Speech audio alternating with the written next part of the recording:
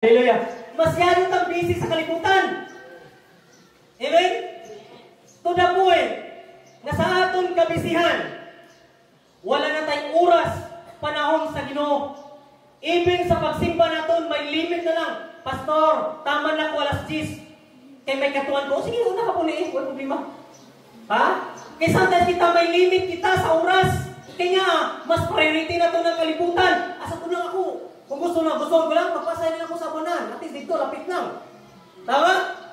Pero giyasahin ta sa Ginoo din.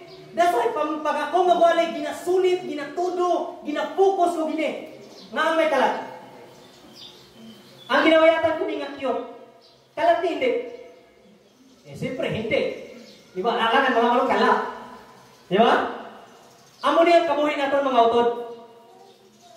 Ang kabuhin natin subong, the reason why nagsimba ta, gusto sa Ginoo ang kabuhin niya na sa aton eternal. May ganyan, huwag kumapakal bilang kami trono. Ang gusto ipabot sa Ginoo sa aton, mag-focus na sa eternal. Maisip niyo ba kung pila ni kami trono? Hindi. Kung ipuntahan ko ni sa buwan, di na makita. Pero ini, kita niyo ni? Amo niya ang kabuhin natong subong, nagdirita nakapokus. Siguro sa aton wala, naka-invest na ta sa eternal. Pero madamo sa atong subong, ibinara sa sunod sa simbahan. Amo lagi ang kabuhi. Amo lagi niya. Kaya nga, masyado ka nakapokus. Pagkabata, nag-eskwela. Pagkabaiting may sakit, kanser, patay, tigok. Wala kakilala sa Ginoo, impierno, eternal. Tanda na ito, duha lang katuan naton. Walay purgatorio ha.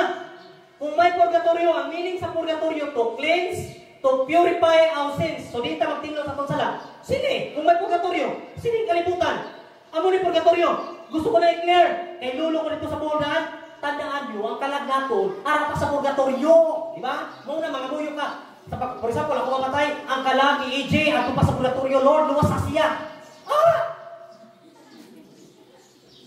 No, karon. Luwason ko, paagi sa inyo ang pangamuyo. No, karon ko, kawatan ko. Namatay ko, anos purgatorio. Maluwas pa ko? Walang iya nga kawatan ha? Naluwas pa? O rapist eh? Tama? Drug lord, drug addict, mamamatay tao. Wala, hindi pwedeng ipangamuyo ang patay. Ang patay, patay ka na niya. Ang patay para sa patay, ang buhay para sa buhay. So, subong pa lang ang buhay ka, siguraduhin mo ang mga kabuhi, iya sa Ginoo, hindi iya sa demonyo. Ang kabuhi ta pukusan, supusubi ini. Ang laba. Pero subong, damo nakapokus din. Walay oras pagsimba, pagbasa Biblia, mamati sa preach, dinapili-pili pa, sino mawali subong? Si Pastor AJ? Nako, gahuran sungad na. Di na ko mamati. Ha? Damo na mga tao. Wala, siyempre, mga mabuot tatanan eh. Mabuot tatanan. Hallelujah, kabuot sa aton. Nakapokus na diri sa cute nga kabuhi. Di ba? O sometimes, kung may nabulig ka sa simbahan, dako na ako nabulig sa simbahan. Dako na ako nabulig. Dako na ako na-invest. Wala mang kugilawag ni pastor. Tugid ko, lawagon tika. Gets nyo? Masyado tang nakapokus sa gamay nga kabuhi. Mga utod ko sa Ginoo, may reward gani si Lord nga laba. Walang katapusan. Kaya kung may katapusan na, ay Lord, di na lang ko da. Di rin na lang ko mag-focus. Gets nyo? Pero ang reward ni Lord gani nga kabuhi, walang katapusan. Eternal life. Amen? No, parang kung malangit ka, yes, sadya. Pero kung may impyerno ka, sadya ka. Sadya ka. Kay eternal gani punishment dito. Mga utod ko sa Ginoo, ang impyerno gina-design lang sa Diablo, kay Lucifer, sa mga demonyo. Wala na gina-design para sa imo kag sa ato. Pero since wael ta, may mga tao gid ilaglag da tungod ka sa wael ta. Nga wala nagapamati.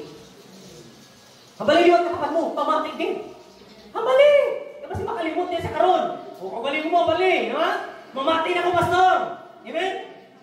Pamati gid sa likod. Nakabati man? Siyempre, bisan wala tayo microphone, batian Japon. Tingog pa lang dato dahil, pati ka dako. That's why si Apostol Paul, nagtindugit siya, bisan walang may kaon. Mamati ka mo. Kung nagpamati ng tani ka mo, hindi na ito na-encounter. Amo ning gusto ipabot ni Lord. Hindi ka mag-focus sa cute ni mga kabuhay subong.